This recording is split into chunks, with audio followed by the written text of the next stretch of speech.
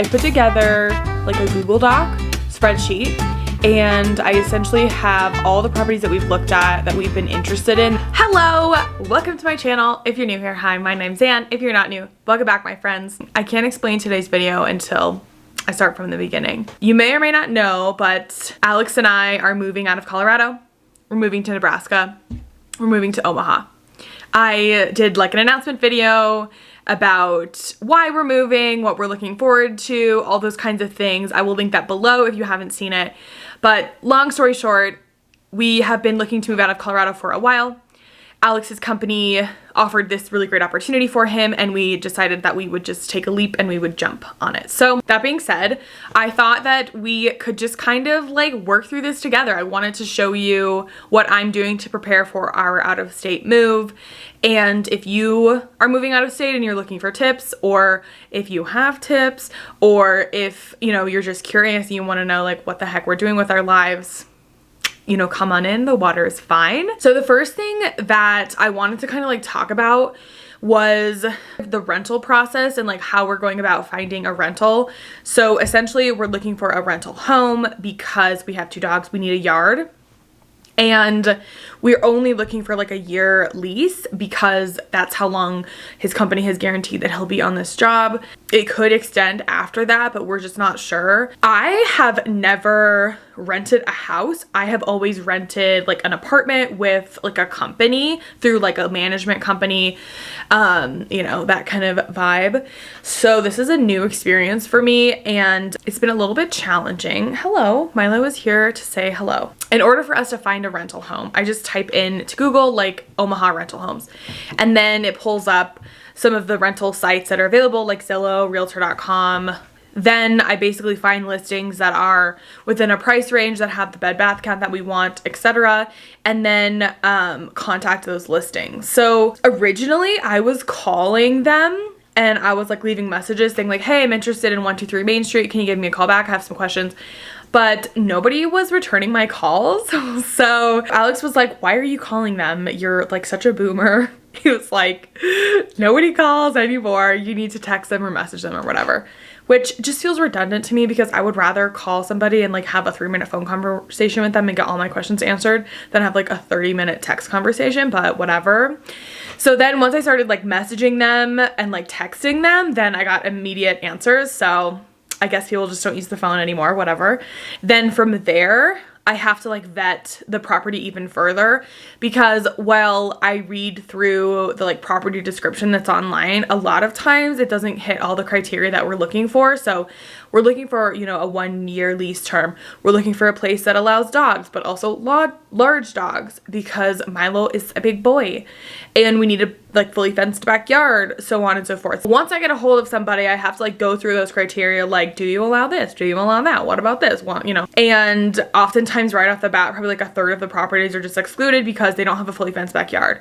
Or they're like, yeah, we allow dogs, but we don't allow large dogs. And I'm like, okay, well, you know, bye-bye. Then, assuming the property hits all of that criteria, then I ask for a virtual tour. We'll set up a virtual tour and the agent will just go and like, you know, take their phone, we'll just like FaceTime and they'll just like walk around the property. We've done 3 virtual tours, 3 at this point. And then after that, it's kind of nice because we have the agent on the phone so we can like ask any additional clarifying questions that we maybe didn't get answered in the first place or whatever. We can ask them about the neighborhood. We can also ask them like, assuming it's not their listing, like double check that it's not their listing. We can ask questions like, does it smell weird in there? A virtual tour, you can't really get a feel for like some of those nuanced pieces about the property. So we will just ask the agent. Then after that, we will put in the application. Alex and I each have to put in the application. The application fee is like anywhere from like 35 to 65 bucks a person. And then once you put in the application and you get approved, or I guess you would get approved or denied at that point, the application process itself, they vary, but they basically look at like your rental history. They look at your income. If you have enough income, usually you need like 2 to 3 times the amount of monthly rent. Like, so if let's say the rent is $2,000, you need to make at least $6,000, depends on the property. They also look at like your credit score, if you have any like derogatory marks, bankruptcies, whatever. So, and then at that point, the landlord or the property management company or whoever will say, okay, like we have 5 applications here, and then we like pick one. It's kind of like buying a house where you tour the house, you put the offer in, and then the person, like the owner, will sit down with the listing agent and like pick which offer they want to accept. So that's kind of what I'm understanding it's like. I didn't know it was like that. I didn't realize how like high of a demand there is right now for rental homes, because I kind of thought like if we put an application in, we would like automatically get the house. Kind of the frustrating part though, just like as a side note, it's a little frustrating because like if you put an application in for like one house and you don't get that house, like your application fee is kind of wasted. Like we spent like $120 on application, and unless we like go with another house from the same company, it's kind of wasted, right? Because like they can't, like company A won't give your information to company B and say, oh, they're reputable. Like, so that's fun. I didn't realize like how much money you would actually be spending on application fees. We have our application in with a company. The company took our application, and so we applied it to another house. So we're waiting to hear back, knock on wood, cross your fingers. And so that's kind of just the way that it goes. The right house is there. She's waiting for us. She's like pulling us to her. This is a pretty long, like labor intensive process. So I wanted to walk you through some ways that I'm keeping organized, because this is like a lot of stuff to keep in your brain and to like keep organized, and like you don't want to like, I don't know, mess it up. Like imagine how like embarrassing it would be if you're like on a call and you're like, oh yeah, this is the 5-bedroom house, and they're like, what are you talking about? This is only 3 bedrooms. And you're like, oh, I got you confused with another house. Like it's almost like dating multiple people and then being like, oh, you like dogs, and they're like, no, I don't, I hate dogs. And you're like, oh, I got you confused with the guy I went on a date with yesterday. So anyways, I'm basically keeping everything tracked in a spreadsheet, as you know I would, because typical Virgo. But let me show you what I've put together here. And I essentially have all the properties that we've looked at, that we've been interested in, that like were possible contenders, and I kind of like put them into a spreadsheet, and I have different columns for like each of the different things. So like, let me zoom in here so you can see. This is like at a glance what it looks like. Let me zoom in here. So basically column A, we have an image of the property, just like the outside of the property. Even if there weren't pictures, I went to like Google Maps, I just typed in the address and took a picture of like the street, what is it called? Google street image, whatever. And then I place that in there. I'm a very visual person, and so this just helps me like distinguish between the different houses. And then I put the property address, the listing agent and their contact information, or like the property management company, like whoever listed the house, the date that it's available, the rent, and then other details about the house, like the bed, bath, square footage, what the deposit's going to be. Deposit is usually equivalent of the first month's rent. So if like your rent is $2,000, your deposit's going to be $2,000 usually.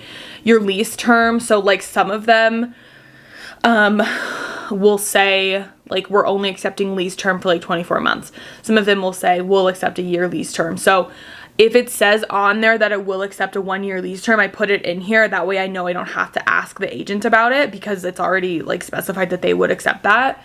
The application fee, sometimes I put that in, sometimes I haven't. It's not really a big thing, but it's some just, you know, helpful information to know. If there's a pet fee, I also put the pet deposit on here as well. We have the 2 dogs. Most of the time, I mean all of the time, there is a pet fee and a pet deposit. So the pet deposit's usually non-refundable.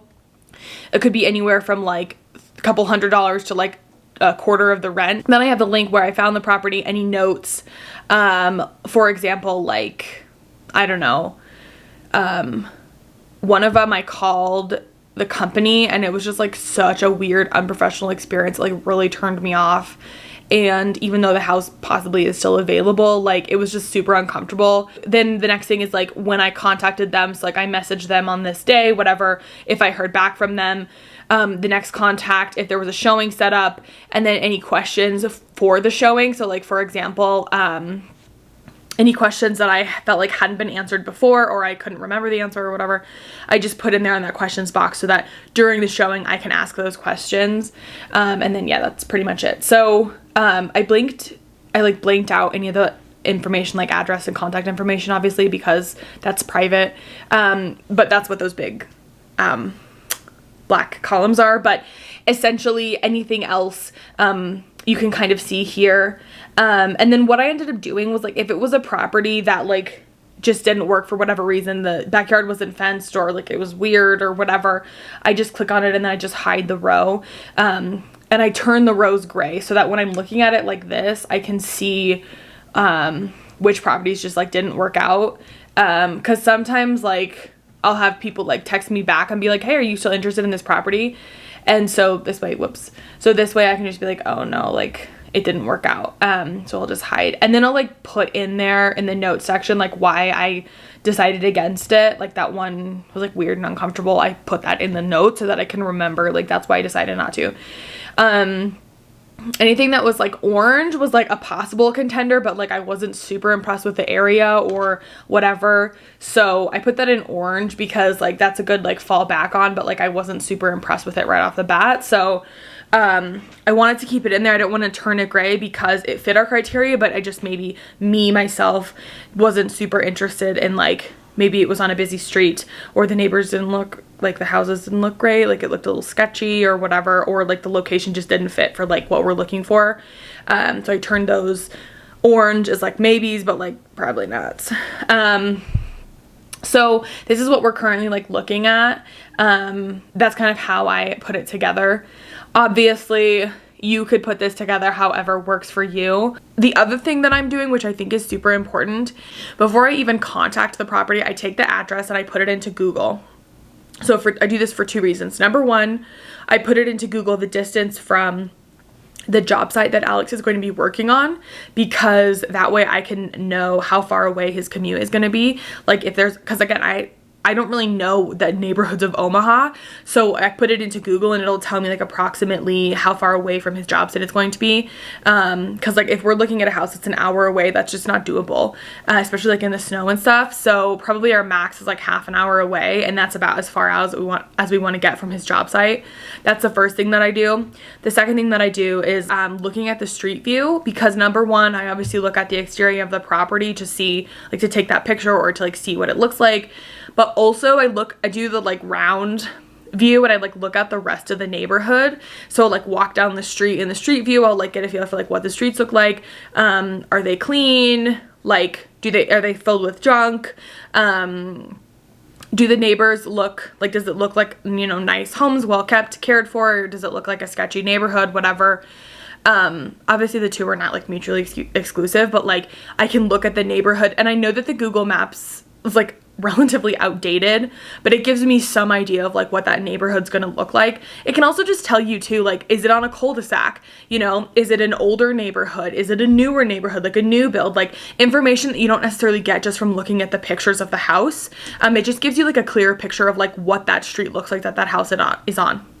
And then this kind of ties in with that second point, but I also like zoom out from the house and I look at like how close the house is to like the highway. Does it back up against the highway? Does it back up against like a McDonald's or like a Walmart or something like that? Like, is it right next to like a commercial center, or is it like in the middle of a neighborhood? So I also look at that to kind of get a feel for like how far away it is from other things, but also like I don't want to have my backyard be like right next to like a Walmart or whatever, because like again, I have dogs and I don't want people walking by and my dog's like at them.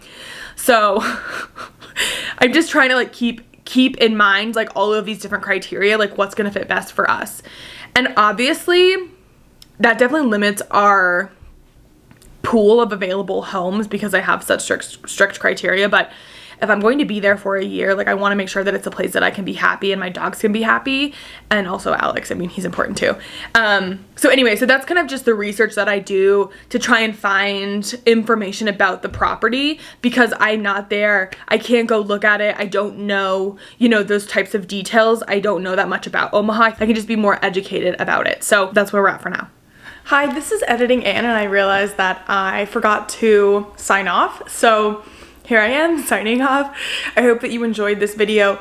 If you are in the market for a rental, I hope that this helps you kind of understand some of the processes and like the vetting criteria. If you do have any questions, please leave me a comment below. I'm happy to share my experience with you and anything that I've learned along this journey. And if you're interested in seeing the rest of our moving series, please also subscribe. I have next up for you a prepping video, then I have a packing, then I have a moving day video, and all the things from there. So I am delighted to share that with you. So go ahead and follow along, and I will see you in the next one. Bye!